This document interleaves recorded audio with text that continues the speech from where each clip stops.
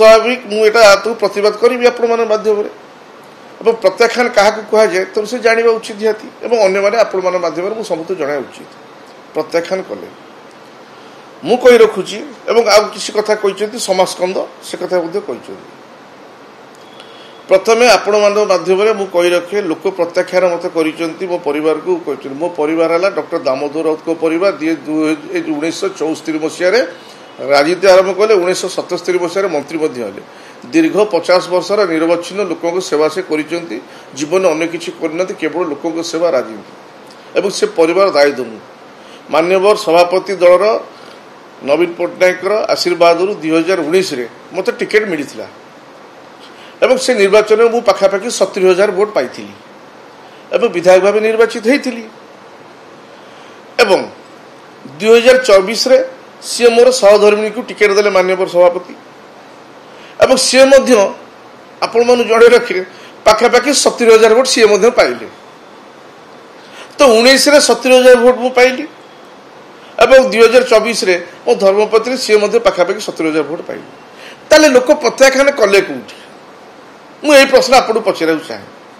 एना आपण मन प्रश्न आसो जदि 19 रे 70,000 वोट पाइली और 2024 मो धर्मपत्नी 70,000 वोट पाइले तार हाली केमती तो 2019 रे मुझे 70,000 वोट पाइली कांग्रेस जो प्रार्थी थे सी पाखापाखि 48,000 वोट पाई किंतु 2024 रे कांग्रेस तार गोटे दुर्बल प्रार्थी देला जी 8,000 वोट मात्र पाइले बाकी बाकी पाखापाखि 40,000 वोट जहाँ को मुझे साउंटी पार्ली ना जोटा कि अन्य को चलीगला जोटा कि हारिबार कारण मुख्य सेटा रहा कथा तो एवं आप अनुमान करते लोक प्रत्याख्यान कले केते बेले से 70 थिला से 70 अच्छी ताले एक कथा उठाऊँ किए ना जिते बड़े 2019 मान्यवर सभापति नवीन पट्टनायक समस्त टिकेट देले से समय कटक बारबाटी टिकेट दिए मत टिकेट देते पारादीप निर्वाचन मंडल एवं जो प्रभात विश्वाल को पुओ सौभिक विश्वाल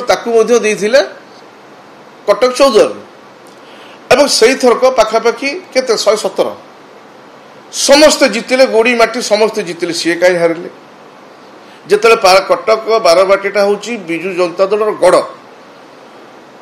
80 मसीह आप जाणी रखा उचित कटक अभिभक्त कटक जिलार सभापति थे डॉक्टर दामोदर राउत नगर सभापति थे से समय देखिए तो कटक राजनीति सहित आम ओतप्रोत जड़ित और कटकटा हूँ विजु पट्टनायक एवं अण कांग्रेस गड़ से जगह 2019 से हारिले केमी जिते आम भाया जो मैंने समाजस्कंद नुह से सब जीतीगले किंतु एत बड़ व्यक्तित्व सी सी हारीगले केमी द्वितीय कथा कथा कह कहार असुविधा कि ना द्वितीय कथा है 2024 इलेक्शन आपन को तो देले ना कहीं देलेनी दल चिंता कला आउ जन को टिकेट दिला किंतु दलर सभापति हिसाब से आपको दायित्व दिहला दलीय प्रार्थी को कटक बारबाटी जितने है कौन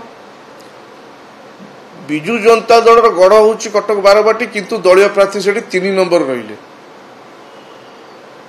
मु तो 70,000 वोट 19 आनी 24 70 पारिबा पड़िया किए कथा कहूँ किए मु तो आपण को व्यक्ति मु तो खाली आश्चर्य हली मु कहली ऋषि भाई हठात मु तो कहली कथा सिया भितर लफ दबार माने डाक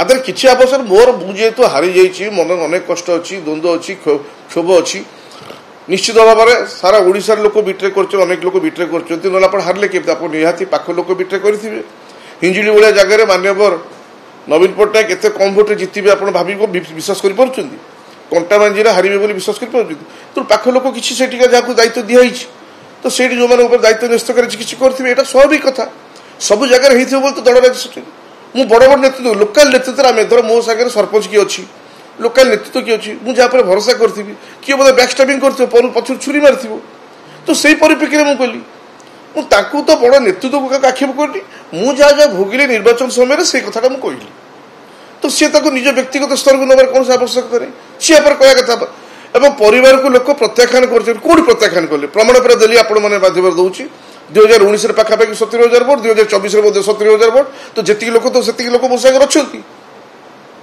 लोक कौट मत प्रत्याख्यान कले प्रत्याख्यान आपण कह 2019 जिते गोड़ी माटी सबू जीतिले से आप हारिले ଗଡ଼ରୁ ସେଇଟାକୁ ପ୍ରତ୍ୟାଖ୍ୟାନ କୁହାଯିବ। ପ୍ରତ୍ୟାଖ୍ୟାନ ନିଆଗଲେ ଆପଣ ନେତୃତ୍ୱ ଉପରେ ପ୍ରଶ୍ନବାଚୀ ଆସିଗଲା, ଆପଣଙ୍କୁ ଯେତେବେଳେ ଦାୟିତ୍ୱ ଦିଆଗଲା ଏବଂ ଦଳୀୟ ପ୍ରାର୍ଥୀ 3 ନମ୍ବର ପୋଜିସନ୍ ରହିଲା। ତ ଏଇଟା ହେଉଛି ଦୁଃଖଦାୟକ ଘଟଣା। ସବୁବେଳେ କହିଛି ଆପଣ ଯାଆନ୍ତି ପାରାଦୀପ, ଯେଉଁ ଥର ପାରାଦୀପ ଶ୍ରମିକ ଦିବସରେ ଯିବେ ମୋ ବିରୁଦ୍ଧରେ କିଛି ଗୋଟେ ମନ୍ତବ୍ୟ ଦେଇକି ଆସିବେ। ମୁଁ ଜାଣିପାରେ ନା କ'ଣ, ମୁଁ ସବୁବେଳେ ହସି ହସି ଆପଣମାନଙ୍କୁ କହିଯିବି। ମୁଁ କହେ ହଁ ବଡ଼ ଭାଇ କେଉଁ କହିଦେଲେ। ମୁଁ ସବୁବେଳେ ଆଡ଼ଜଷ୍ଟ କରେ, ମୁଁ କେବେ କାହାକୁ ପ୍ରତିବାଦ କରୁନି ଭାଇ କୁହନ୍ତି। ମୁଁ ବୁଝିପାରେ ନା ସେ କ'ଣ ପାଇଁ ସବୁବେଳେ ଏଭଳି କଥା କୁହନ୍ତି ଏବଂ ତାଙ୍କର ମନ ଭିତରେ ସବୁବେଳେ ଆଶା ପାରାଦୀପରୁ ଗୋଟେ ଥର ପ୍ରତିନିଧିତ୍ୱ କରିବେ। କଥା ସେଇଠି, ଯେଉଁଟା ଭଗବାନଙ୍କର ଲୀଳା ଖେଳା, ତା ଦେହରେ ମୋର କିଛି ଭୂମିକା ନାହିଁ। ତେଣୁ ଭଗବାନଙ୍କ ଇଚ୍ଛା ସେ ତାକୁ ଅନ୍ୟ ଜାଗାରେ ଦିଆଯାଇଛି, ପାରାଦୀପରୁ ପ୍ରତିନିଧିତ୍ୱ କରିବା ସୁଯୋଗ ମିଳିନି। ତ ତା ରାଗ କାହିଁକି? ଜୀବନଟା ତ ବେଶୀ ଲମ୍ବା ସମୟ ନୁହଁ, ଅତି ଅଳ୍ପ ସମୟ। ତା ଭିତରେ ଏମିତି କ୍ଷୋଭ ରାଗ ଆକୁ ରଖି ଚାଲିବାର ମାନେ କିଛି ନଥାଏ। ମୁଁ ସବୁବେଳେ କହିଛି ସିଏ ମୋର ସମ୍ପର୍କୀୟ।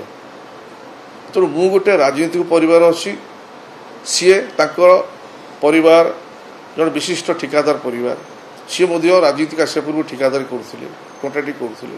ମୋ ମାମୁଁ ହେବେ ତାଙ୍କ ବାପା, ମୋ ସମ୍ପର୍କୀୟ। ମୁଁ ତାକୁ ସବୁବେଳେ ବଡ଼ ଭାଇର ସମ୍ମାନ ଦିଏ। ମୁଁ ବୁଝିପାରୁନି ସେ କାହିଁ ମୋ ବିରୁଦ୍ଧରେ, ମୁଁ ତ କିଛି କହିନି। ଆଉ ଯଦି ଖୋଲିକି କହିବା ପାଇଁ ଚାହୁଁଛନ୍ତି ତାହେଲେ ମୁଁ କହୁଛି ଆଉ ଗୋଟେ କଥା, ତାଙ୍କର ଯେଉଁମାନେ ତଥାକଥିତ ତାଙ୍କ ପାଖରେ ଚାକିରି କରିଛନ୍ତି, ତାଙ୍କର ନିଜ ଲୋକ ଏଥର ଇଲେକ୍ସନରେ କଲେ କ'ଣ?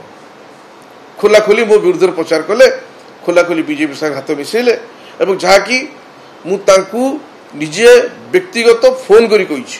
ମୁଁ କହିଲି ଭାଇ ଆପଣଙ୍କର ଏଇ ଲୋକ ଏଇଆ କରୁଛନ୍ତି, ନାରେ ଏମିତି କରୁଛି, ଆଚ୍ଛା ମୁଁ ପଚାରୁଛି।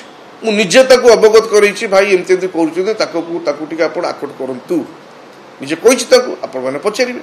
ମୁଁ କ'ଣ ନ ଜାଣିଥାନ୍ତି? ତା ସତ୍ତ୍ୱେ ମୋର ତ କିଛି କହିବାର ନାହିଁ। ମୁଁ କେଉଁ କଥା ନେଇ କହିଲି, ଆପଣ ଏଇଟା କହିବାର କୌଣସି ଆବଶ୍ୟକତା ନଥିଲା।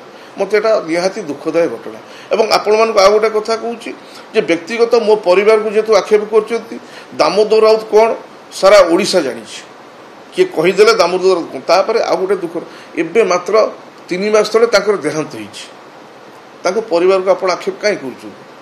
ଏଇଟା କେବେ ଲୋକ ଗ୍ରହଣ କରିବେ? ଏବେ ମୋ ବାପାଙ୍କର ଦେହାନ୍ତ ହେଇଛି ମାତ୍ର 3 ମାସ ତଳେ, ମାର୍ଚ୍ଚରେ 21 ତାରିଖ। এটা জুলাই আরম্ভ ହେଲା। ମୁଁ କି କଷ୍ଟ ଭିତରେ ଥିବି, ବାପା ଘରେ କେତେ କଷ୍ଟ ଭିତରେ ଥିବି, ନିର୍ବାଚନ ହାରି କେତେ କଷ୍ଟ ଭିତରେ ଥିବି। ଆପଣ ଏଭଳିଆ କଥାବାର୍ତ୍ତା କରିକି ଆହୁରି କାହିଁ କଷ୍ଟ ଦେଉଛନ୍ତି?